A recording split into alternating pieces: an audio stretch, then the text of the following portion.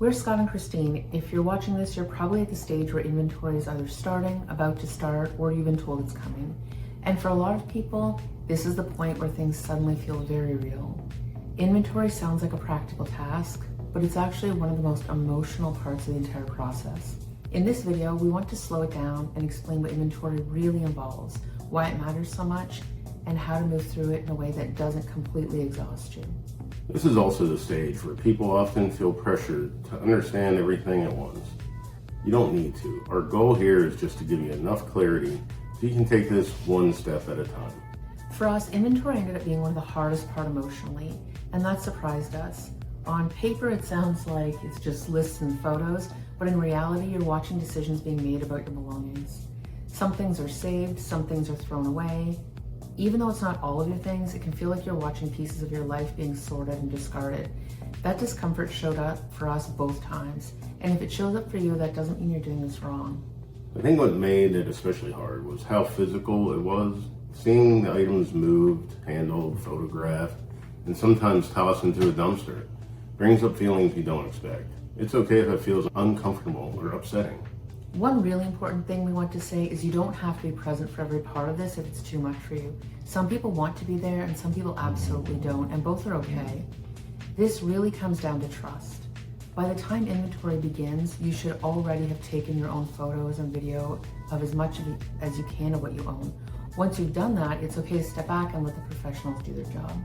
If it's safe to do so, documenting your home before inventory starts is one of the most important things you can do.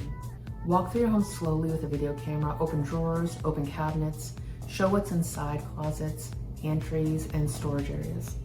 If you have access to your attic and it's safe, document that too.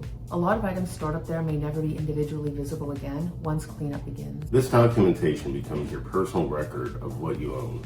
Once you've created that record, you don't need to micromanage the inventory process. You've done your part. There will almost certainly be a dumpster outside your home during this process, and seeing that can be surprisingly difficult. If you're able, it can be helpful to take a quick look or take a few photos of what's inside. This isn't about second guessing everything, it's just a chance to make sure that nothing deeply personal, family heirlooms, sentimental items was thrown out that you wanted to keep, even if it's damaged. There's something else that's really important to understand here, because many people don't realize that they have a choice with these companies.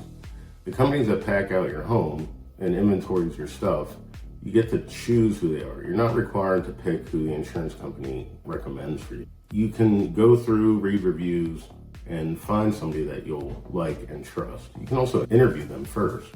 You can choose that company that handles the belongings, and this matters because the company will be touching, sorting, photographing, and transporting everything you own.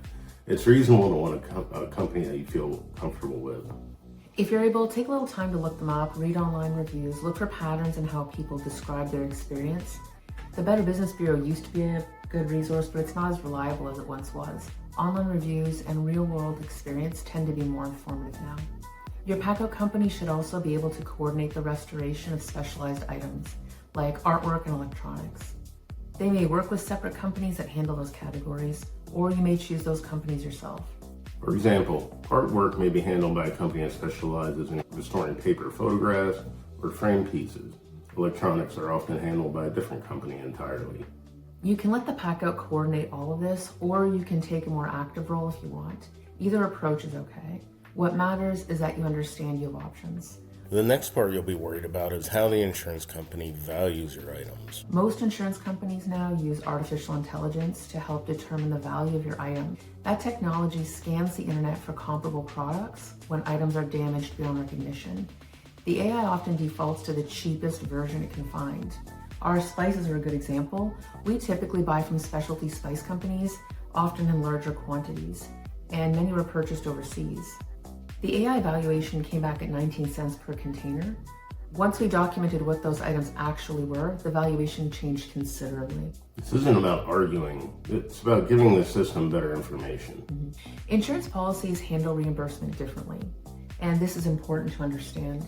After our first fire, we were paid the depreciated value, and then reimbursed the difference after we replaced items. After our second fire, we had chosen a higher end policy. Our premiums had gone up and we opted for more coverage. That policy paid full replacement value up front of everything. That meant we were paid the full value of our belongings, even if we chose not to replace them. One example really sticks with us because it shows how important documentation can be. I had purchased a used item at a thrift store. I only paid about $25 for it, but it had a much higher value. This item was then later reimbursed at the full cost of the item because that's what it cost to replace it. Because of proper documentation, that $25 item ended up getting us reimbursed for a new item to replace that properly. That wasn't about gaming the system, it was simply about accurately documenting what we owned and the full replacement value. You're probably going to make mistakes during inventory, and that's okay, it's to be expected. You might forget an item, you might realize something was worth more than you initially thought. In many cases, you have up to a year after returning home to make adjustments. There isn't a rush. This is a long, steady process, but it's manageable when you approach it one step at a time. Future videos will talk more about the reimbursement checks, money decisions, and how to use tools, including AI, to make this way easier. You don't have to solve all of this today. If this video is helpful, please subscribe. In the next video, we explain what smoke damage actually is, why it's often invisible, and how misunderstanding it can affect your health, belongings, and recovery. This isn't about fear or urgency, it's about slowing down and making clearer decisions.